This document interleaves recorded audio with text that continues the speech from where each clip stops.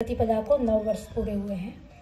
और गुरुकुल का एक ये भी नियम है जो मैंने पहले कहा भी था कि छात्रा यदि घर चली जाती है तो बाद में फिर उनका पुनः प्रवेश नहीं करते हैं। हाँ, किन्हीं कारणवशात जाती हैं गुरुकुल से अनुमति प्राप्त करके, तो एक बार जाने की हम छूट देते हैं, बार बार जाने की छूट नहीं है। तो यहाँ जितनी भी छात्राएं बैठी हैं उसमें सबसे पुरानी छात्रा गायत्री जी हैं और गुरुकुल की जब शुरुआत हुई लगभग 5-6 महीने में ही गुरुकुल में प्रवेश लिया था। 2-3 महीने में उन्होंने प्रवेश लिया है। और हर्ष की बात है कि ये गुरुकुल के आंगन में, उसका मतलब कि वो घर नहीं गई है। यदि घर जाती तो उसका पुनः प्रवेश एक बार के लिए मैंने भेजा था, क्योंकि 9 वर्ष पूरे हुए हैं तो स्वाभाविक है, व्याकरण उनका पूरा हो गया है। और दर्शन में भी 4 दर्शन उन्होंने कर लिए हैं। अभी उपनिषद की कक्षाएं उनकी चल रही हैं और अध्ययन अध्यापन में भी उनका सहयोग लगातार बना हुआ है।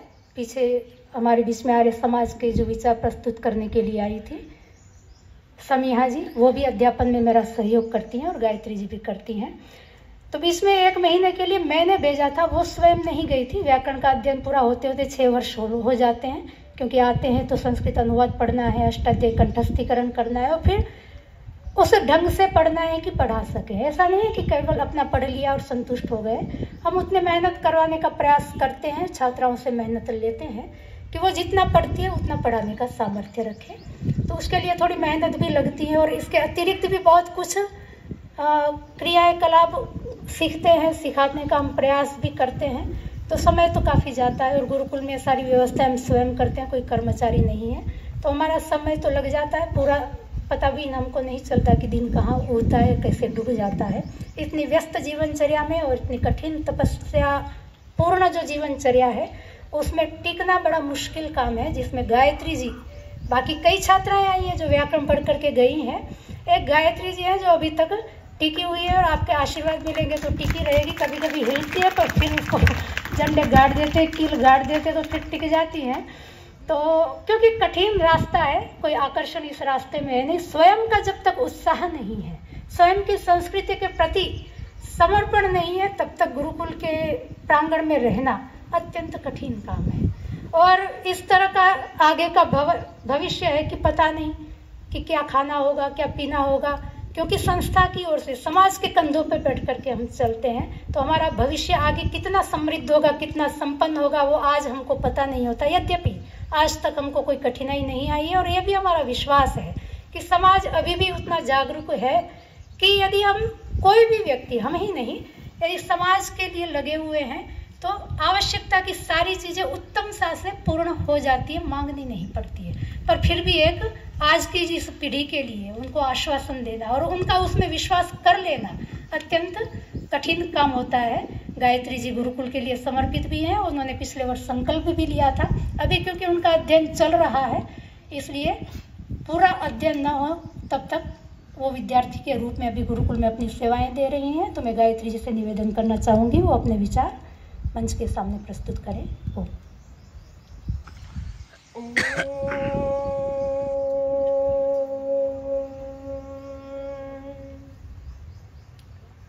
मंच पर विराजमान पूज्य विद्वत वृंद, श्रद्धेय मुख्य अतिथि महानुभाव, सम्माननीय ट्रस्टीगण, पधारे हुए सभी अभ्यागत महानुभाव, सबको सादर नमस्ते। शिक्षा समाज और राष्ट्र का आधार स्तंभ होती है। यदि शिक्षा उत्कृष्ट है तो सामाजिक और राष्ट्रीय स्तर भी उत्कृष्ट होता है, और यदि शिक्षा निकृष्ट है अथवा शिक्षा का अभाव है तो समाज और राष्ट्र का स्तर भी निकृष्ट होता है। जगत में ये साधारण नियम है कि समाज में जिसकी पूजा होती है उसी तरह का सब लोग अपने आप को बनाने में प्रवृत्त होते हैं। जैसा जैसा उसका खाना पीना, उठना बैठना, सोचना विचारना होता है, आने वाले परिणाम को बिना सोचे समझे लोग वैसा ही करने लगते हैं। और इसी प्रकार की एक नासमझी हमने भी की है। भारत के समूल विनाश जैसे घिनौने उद्देश्यों एवं चालाकियों को न समझ करके हमने पाश्चात्यों का आंख मूंद करके अनुकरण किया और आज भी करते चले जा रहे हैं। पाश्चात्यों का क्या उद्देश्य था, यह हम उन्हीं के शब्दों में जानेंगे।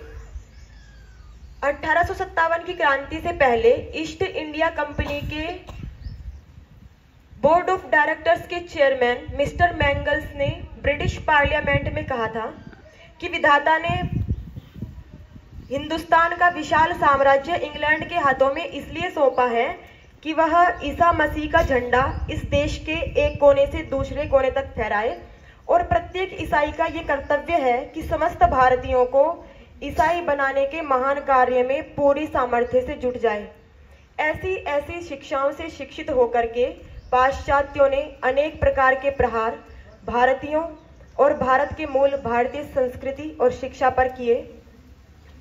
ईसाईयत पक्षपाती मैक्स मुलर ने वेदों का भाष्य किया। वेदों का भाष्य करने के पीछे उसका क्या उद्देश्य था, यह उसने अपनी पत्नी के नाम लिखे एक पत्र में व्यक्त किया। मैक्स मुलर कहता है कि मेरा यह अनुवाद और संस्करण भारतीयों के भाग्य को दूर तक प्रभावित करेगा। वेद उनके धर्म का मूल है और उन्हें ये दिखा देना कि वह मूल कैसा है। गत 3000 वर्षों में इससे उत्पन्न हुए समस्त प्रभावों को जड़ से उखाड़ फेंकने का एकमात्र उपाय है। और मैक्स मुलर आगे कहता है कि वैदिक सूक्तों की एक बड़ी संख्या ऐसी है जो बच्चों के बातों के समान मूर्खतापूर्ण है और अनेक सूक्त जटिल, अधम और साधारण है। और मैक्स मुलर के इन प्रयासों की सराहना करते हुए उसके एक मित्र ने पत्र लिखा और कहता है वो कि आपके ये कार्य भारतीयों को ईसाई बनाने की दिशा में नवयुग लाने वाले होंगे। तो ऐसे ऐसे प्रयासों के चलते सभी भारतीय शिक्षण संस्थाएं व्यापक ईसाई प्रभाव में आ चुकी थी और फ्रेडरिक हॉलिडे ने हाउस ऑफ कॉमन्स के समक्ष अपनी साक्षी देते हुए कहा था कि मेरा विश्वास है इंग्लैंड के किसी भी पब्लिक स्कूल से अधिक कलकत्ते के हिंदू कॉलेज में बाइबल की शिक्षा अधिक है। तो ऐसे ऐसे कारणों से भारतीय जनता वेदों से विमुख हो गई और इंग्लिश और अंग्रेजी सभ्यता को ही अपना अभिमान समझने लगी। किंतु इसके विपरीत महर्षि स्वामी दयानंद सरस्वती जी महाराज ने वेदों का भाष्य करके वेद विषयक क्रांति की और मैक्स मुलर भी इस क्रांति से प्रभावित हुए बिना नहीं रहा। उसको भी ये स्वीकार करना पड़ा कि वेद बचकानी बातों का नहीं अपितु ज्ञान विज्ञान का स्रोत है, जिसका उल्लेख उसने अपने ग्रंथों में यत्र तत्र किया हुआ है। तथाकथित ब्राह्मणों, मुगलों और पाश्चात्यों के षड्यंत्रों के कारण वेद केवल मात्र कर्मकांडों और ब्राह्मणों तक ही सीमित रह गया था और जिसके कारण भारतीय समाज में अनेक कुरीतियां, अव्यवस्थाएं और कुप्रथाएं फैली। आपको ये जानकर आश्चर्य होगा कि ईसाइयों और मुसलमानों की अपेक्षा सनातनी हिंदुओं में बाल विवाह अधिक हुआ करते थे। स्वामी श्रद्धानंद जी महाराज ने मैसूर राज्य के 1921 की जनगणना के अनुसार सनातनी हिंदुओं, ईसाइयों और मुसलमानों के बाल विवाहों की तुलना करते हुए लिखा है हिंदू संगठन नाम की पुस्तक में। स्वामी जी कहते हैं कि 5 वर्ष की आयु से कम जिन बच्चों के विवाह हुए उसमें हिंदू लड़कों की संख्या 75 थी, ईसाई लड़के की एक भी नहीं और मुस्लिम लड़कों की संख्या 2 थी। इसी प्रकार हिंदू लड़कियों की संख्या 128, ईसाई लड़कियों की संख्या 1 और मुस्लिम लड़कियों की संख्या 2 थी। उसी के साथ साथ स्वामी जी ने उस समय विधवाओं की संख्या का भी उल्लेख किया हुआ है।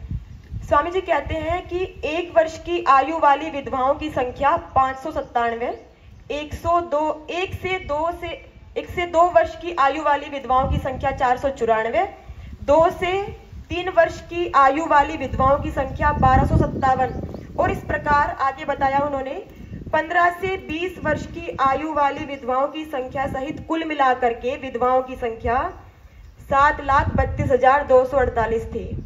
तो ऐसी भयानक परिस्थितियों में जब सारा समाज बेसुध सो रहा था तो केवल मात्र जाग रहे थे महर्षि स्वामी दयानंद सरस्वती जी महाराज और उनके पश्चात उनके अनुयायी। महर्षि स्वामी दयानंद सरस्वती जी महाराज ने मनुस्मृति के श्लोकों से प्रमाणित किया कि बेमेल विवाह और बाल विवाह नहीं होने चाहिए। 3 वर्षाणि उदीक्षेत कामम आमरणात् तिष्ठेत गृहे इत्यादि श्लोकों से उन्होंने ये बताया कि बेमेल विवाह और बाल विवाह नहीं होने चाहिए, क्योंकि ये माताएं ही राष्ट्र का सर्जन करने वाली हैं, राष्ट्र के भविष्य का सर्जन करती हैं। यदि माताओं का इस तरह से अपमान होता रहा, माताओं की दुर्दशा होती रही, तो राष्ट्र को कोई भी दुर्दशा से नहीं बचा सकता। महर्षि के पश्चात उनके शिष्यों ने शारदा एक्ट बना करके बाल विवाह का जोरदार खंडन किया और एक आंदोलन चलाया। ईस्ट इंडिया कंपनी के असह्य अत्याचारों के कारण भारतीयों ने विद्रोह कर दिया, जिसे हम 1857 की क्रांति के नाम से जानते हैं। इस विद्रोह को शांत करने के लिए 2 अगस्त 1858 में ब्रिटिश पार्लियामेंट में भारत अधिनियम पास किया गया और भारत में ये घोषणा की गई कि अब भारतीयों के साथ कोई भेदभाव नहीं होगा। अंग्रेजी राजा भारतीय राजाओं पर आक्रमण नहीं करेंगे और महारानी विक्टोरिया भारतीयों के साथ वैसा ही व्यवहार करेगी जैसा कि एक माता अपने बच्चों के साथ करती है। और इस घोषणा का प्रभाव भी हुआ। भारतीयों ने विद्रोह को छोड़ करके महारानी की सरकार को सहर्ष स्वीकार कर लिया। ऐसी स्थिति में जब किसी के मन में स्वराज और स्वदेश का विचार तक नहीं आता था, गुलामी के उस भीषण दौर में महर्षि ने अपने क्रांतिकारी ग्रंथ सत्यार्थ प्रकाश के अष्टम समुल्लास में कहा कि कोई कितना भी करे, किंतु जो स्वदेशीय राज्य होता है वही सर्वोपरि उत्तम होता है। यही नहीं, हमारे भारत के समाज सुधारकों ने भी, जैसे राजा राम मोहन राय ने भी भारतीय जनता को यही पढ़ाया कि अंग्रेज ही सभ्य है, उन्हीं से ही हमको सभ्यता सीखनी चाहिए, उन्होंने ही हमें जीना सिखाया है। किंतु महर्षि ने कहा कि आर्यावर्त देश को छोड़ करके अन्य जो भी देश है वो सब म्लेच्छ देश है, दस्यु देश है, असभ्य देश है। उनमें जो भी कुछ सभ्यता है वो उन्होंने भारतीयों से ही सीखी है। महर्षि केवल मात्र यहीं पर नहीं रुके। महर्षि ने विचारा कि यदि भारत देश अंग्रेजों से मुक्त हो भी जाए तो भी छोटी छोटी रियासतों में बटे होने के कारण राजा पुनः झगड़ा करेंगे और अंग्रेजी आक्रांताओं को अथवा अन्य आक्रांताओं को पुनः अवसर मिलेगा। महर्षि कहते हैं कि जब आपस में भाई भाई लड़ते हैं तो तीसरा विदेशी आकर पंच बन बैठता है। इस कारण उन्होंने वेद भाष्य में उद्घोषणा की कि राजा वंशानुगत नहीं होना चाहिए, वही राजा होने योग्य है जिसे प्रजाजन स्वीकार करे। और सत्यार्थ प्रकाश के षष्ठ समुल्लास में महर्षि लिखते हैं कि राजा को प्रजा और सभा के अधीन रहना चाहिए, निरंकुश राज्य नहीं होना चाहिए। तो इससे पता चलता है कि लोकतंत्र की नींव यदि डाली है तो वो सर्वप्रथम व्यक्ति थे महर्षि स्वामी दयानंद सरस्वती जी महाराज।